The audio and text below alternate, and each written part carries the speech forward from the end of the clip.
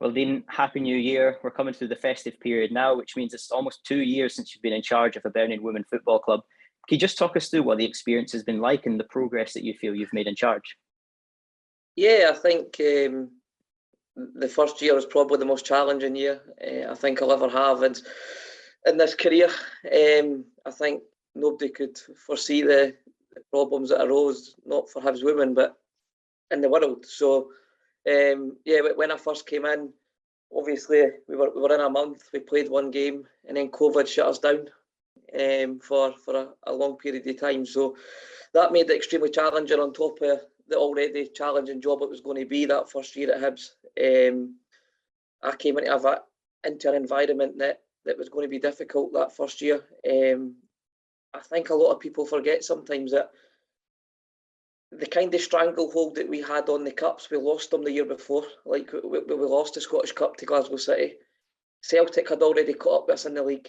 We finished on joint points with Celtic that season before I came in as well. So to then make matters worse, we then lost 4 or 5 players to professional contracts. Yeah, I knew the challenge that I was coming into. I knew that I was potentially going to be in charge when sort of maybe the success in terms of trophies dried up, but that's going to be the same for all clubs now. No clubs are going to dominate the way Hibs and Glasgow City done for so long in the women's game anymore. It's so much more competitive. So what I didn't need was COVID to come, that made it a lot more challenging because it didn't allow me to replace the players that kind of we had lost.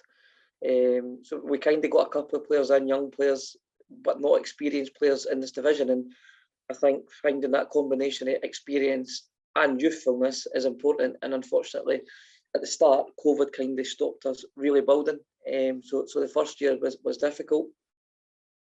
Second year's been a lot more promising. I think you've seen the players that we've brought in. We've signed 3 from America. We've signed Michaela McAloney, who, again, if you think what I said there before, they're young players, but there's experience in there. Michaela's played in the league for a long time. Gabby's an experienced goalkeeper. We signed her as a professional. Alexa has came in. She's probably more on the youthful side. So we signed a good mix of youth and experience, and that's added to the squad quite well, I feel. Of course, in recent months, we've seen a lot of players get international call-ups like Rachel Boyle, Amy Muir, Leah Eddy, and Ailey Adams, and the latter, of course, winning the SWPL1 Player of the Year for the young player last season. How proud are you as a manager to see your players hitting these heights? Really proud. I think I've still got my under-23s and academy coach head on at times because development's still a massive thing to me. I think a low success on the pitch, if people want to deem trophies as success, hasn't been there the last sort of, I would say 12 months, because the year before was kind of up and down for everyone. In the last 12 months, then I think for me, we still had a lot of success. There's a lot of things that we've done as a club that we've maintained. If you take the trophies away, like you say, international call-ups, Ailey Adams been called up to the 19. She scored for the under-19s as well. Rachel Boyle's got another 6 caps. She's only 7 off 50 caps now, I think. Amy Muir made her debut for Scotland in the last 2 years. Leah Eddy's made her debut for Scotland in the last 2 years. And as you say, Colette Kavanagh, Player of the Month, and Ailey Adams getting Young Player of the Year. So there's been a lot of development at Hibs. And that's the thing that we're extremely proud of as a club. We make no secret of what our model is at Hibs. We want to bring players in, we want to develop them and move them on. And just because the game's going professional now, that doesn't change for us. That's what we want to do. And Hibs is definitely a place where you can come and develop. And I think the recognition that we're getting out with the club, i.e. call-ups and Player of the Year awards, Player of the Month awards, shows that the work that we're doing is positive. Definitely. We are in the festive period now, and that sort of gives us time to reflect on the season so far. And you mentioned there Colette Kavanagh, the September Player of the Month. How happy were you to get off to that kind of a start and to see Kavanagh winning the award? It was deserved. I actually think for Cav, her form started last season. When we came back for that break, or the COVID restrictions in April, Cav's form for Hibs has been phenomenal. And it wasn't a surprise to me that she continued that on because of the type of person and player that she is. She's not somebody that needs 5, 6, 7, 8 games to get up to speed. She kind of does that quite quickly. And I think we've seen that even in the pre-season games and the League Cup campaign. She had a very good League Cup campaign in the group stage. So it wasn't a surprise to me to see her getting that award and have someone that we were lucky to retain, and hopefully she can be Hibs player for a long time. But yeah, it wasn't a surprise to me, the start that we got off to, because I've got good players here. And Cav getting that award just sort of topped off the opening month for us. You mentioned the League Cup there, 27 goals scored, 4 conceded, 3 clean sheets. How happy were you with that run? The stats are very impressive. It was good. We felt it sent a bit of a message out that we were here to do better this year. Doing better doesn't always necessarily mean your position in the league improves, but what improves is your quality of performance within games, and I think we've done that. I think what we set out this season or this year to do was score more goals and concede less goals, and I think we've done both of them. So I think as a group, we're a lot more competitive, and that started from that League Cup campaign. People all say it was teams in division below us, but you've got to beat who's in front of you, and we've done it in style, and we showed that we started the season off with real confidence, and the things that we worked on in pre-season were hopefully on show for people to see. And yeah, we didn't concede many, and we scored a lot of goals. You mentioned there's 3 clean sheets in the League Cup, 7 more in the league between Gabby English and Emily Much. How happy have you been with the side's defensive discipline and the goalkeeping this season? Really pleased. Again, that also came in last season. It was something that we wanted to improve on as we came in to the start of 2021. We didn't get moving again till about April that season, and we got off to the worst start. We got beat off Spartans 2-0, but then after that we kind of kicked on, and we showed our real side to us, and we're a very hard team to beat. I think in 2021, I could be wrong with exact figures, but it's about 15 clean sheets, so which works out 1 and 2 over 30 games. So every second game works out that we've kept a clean sheet in the last 12 months, which I think is impressive. And it's something that we're proud of. So it gives us a real chance to win games. What we need to keep doing those scoring goals at the top end of the pitch, because if Gabby and Emily in the back four are keeping clean sheets, we need to make sure the strikers are scoring goals. And yeah, it's something that gives us a platform to build on, and something that we're proud of. One player who can definitely help with scoring goals is Shannon McGregor. She made a return after 20 months out. As a manager, how just pleased were you to see her coming back? You've seen the work that she's putting in during training for all this time out, and to finally see her get back on the pitch.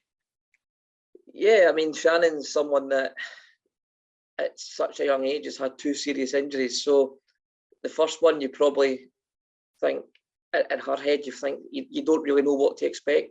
The second one must be soul destroying, because you know how long that recovery period is going to be.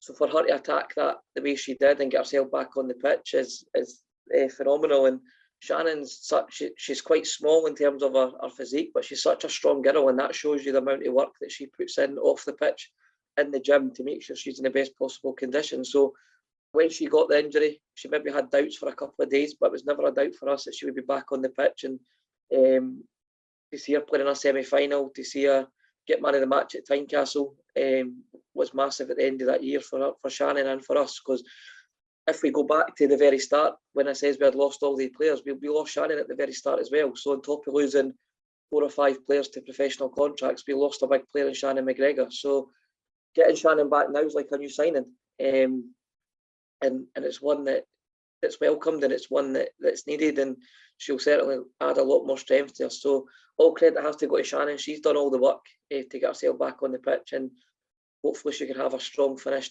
or a strong second half to this season, and from January up until the end of May, and then we'll see where that takes us.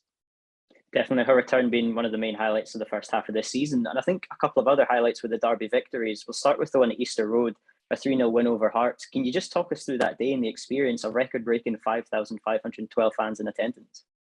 Yeah, it was massive. I think what Hibs, have always done in the women's game is set standards, and we set another one. Like I say, we might not be winning trophies right now, but we're still setting standards in other ways, and we're trying to push the game and drive the game and drive our own club to where we want it to be. So it tested the water. We put something out to see the interest, and the interest was incredibly good. So to get 5,500 people there on the night was brilliant, and it's an experience that if I stopped coaching tomorrow, I would end it happy, knowing that we've played at Easter Road in front of 5,500 in a derby, kept a clean sheet, scored 3 goals.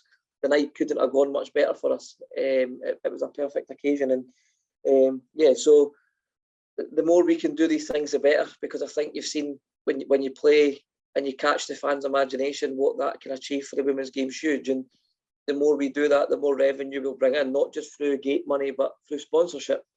The more fans we've got at games, the more sponsors become interested in the women's game, which then allows us to drive the quality of the league up and improve players that we've got, but also allows us to recruit slightly better as well. So yeah, it's important, and it's something that we don't want to be a one-off. It has to be the start of something, and it's hopefully only the start of a journey.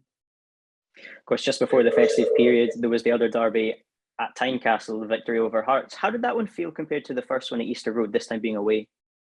It's different. I mean, obviously we played the derbies in 2021 at Ainsley Park and the Oriam, and they do feel like derbies because you look over and you see that maroon strip. But when you play them at Easter Road in Tynecastle, they feel like proper derbies, and you feel a proper pressure put on you. When you've got 5,500 fans at Easter Road behind you, you don't want to let them down. And when you've got 3,500 Hearts fans behind you, you'd want nothing more than to go 1-0 or 2-0 up and enjoy the moment. So they're different experiences, but it's hard to describe the feeling. But the games certainly had more of an edge to them than they did the year before, based off where they were played and probably the crowds that were there as well. So what it does do is it adds more pressure onto the games, which is what the players want, is what the coaches want, and I'm sure it's what the fans want. But what it is going to mean is the games are a lot more high pressure, they're a lot more nervous, they're probably more close than they were last season, in terms of performances and results. Because when we felt at Easter Road, when you've got 5,500 cheering you on, it makes a massive difference. And that was the same for Hearts at Tynecastle.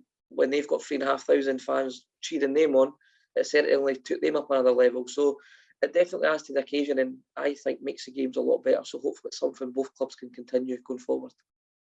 Definitely. It was a win at Tynecastle, but unfortunately Ailey Adams was stretched off at the end of the game. Do you have an update on her fitness and the squad as a whole coming into this second half of the season? Yeah, it's not.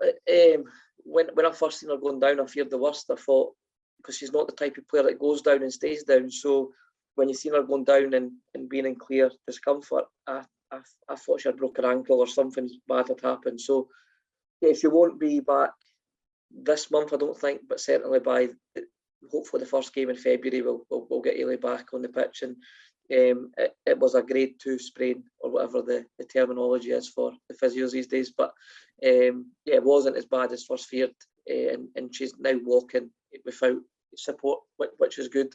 So we'll start to up her recovery hopefully the next week or two, and then yeah, hopefully get her back on the pitch first game in February. Definitely. Well, coming into the second half of the season, I just wanted to end by asking you what your aims and ambitions are for the second half of the season and 2022.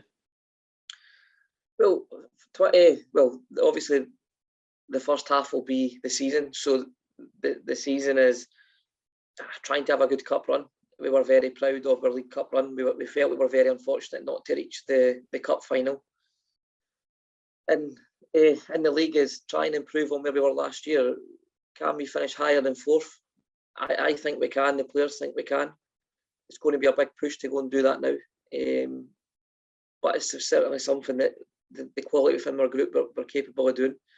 If we don't finish above 4th, can we finish with more points, with more goals scored, with less goals conceded, and hopefully kick the team on. And coming into summer, we'll look to retain the squad, but we'll look to add to it. So 2022 has got both sides. It's got obviously this year and this season, but it's also got next season as well. So this is a big 6 months for me as a coach, because you're starting to rebuild the squad. You're starting to hopefully retain the squad going into next season as well. So it's trying to have full focus on the job at hand, which is the season, but also knowing that there's a long-term project which you've kind of got to go from June to December, which is important as well. So it's making sure the squad's in the strongest possible position it can be in coming into next season. So this is probably the hardest part. The first 6 months of the season I think is easy. The second 6 months hard. That's where you play cup finals. You start to either win the league, not win the league, finish the Champions League, don't finish in the Champions League.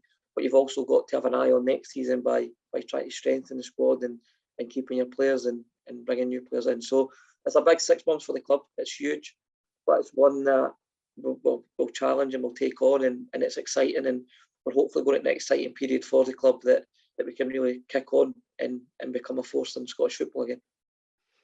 Best of luck in the rest of the season, Dean. Cheers, Stuart.